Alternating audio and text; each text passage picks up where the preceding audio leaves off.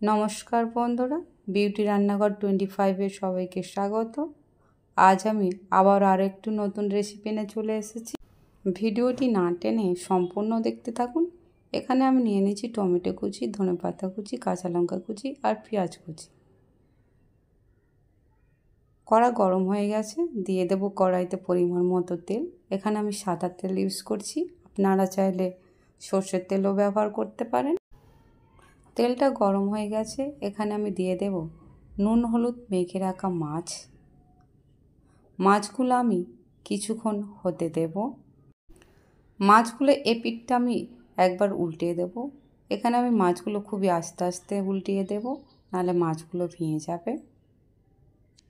মাছগুলোর এপিঠটা আরও কিছুক্ষণ আমি হতে দেব। মাছগুলোর এপিঠটা আমি আরও একবার উল্টিয়ে দেব। এখানে মাছগুলো আমি একটু কড়া করে ভেজে নেব রেসিপিটার জন্য। মাছগুলো হয়ে গিয়েছে, এবার আমি মাছগুলো তুলে নেব। এই তেলের মধ্যে আমি আরও একটু তেল দিয়ে দেব পরিমাণ মতো। দিয়ে দেব কেটে রাখা পেঁয়াজ। এখানে আমি একটা বড় মাপের পেঁয়াজ নিয়েছি, আপনারা চাইলে এর থেকে বেশিও দিতে পারেন বা কমও দিতে পারেন। পেঁয়াজটা দিয়ে আমি একটু হালকা নাড়াচাড়া করে নেব। পেঁয়াজটা একটু হালকা ব্রাউন কালার হয়ে এলে এর মধ্যে দিয়ে দেব আমি পরিমাণ মতো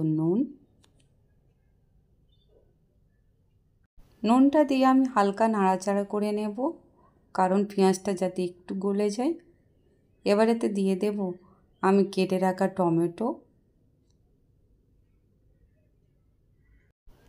টমেটোটা দিয়ে আমি আবারও একটু কষিয়ে নেব।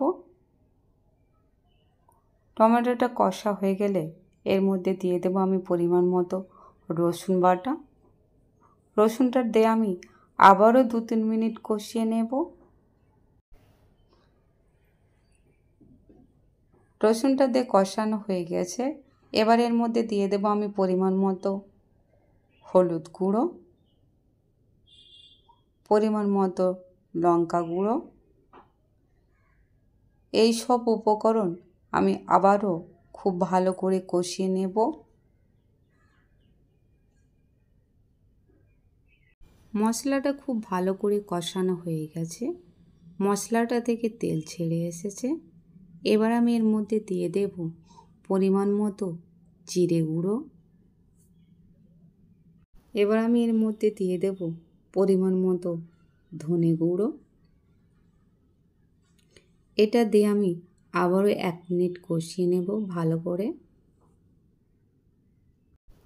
মশলাটা আমার খুব ভালো করে কষানো হয়ে গেছে।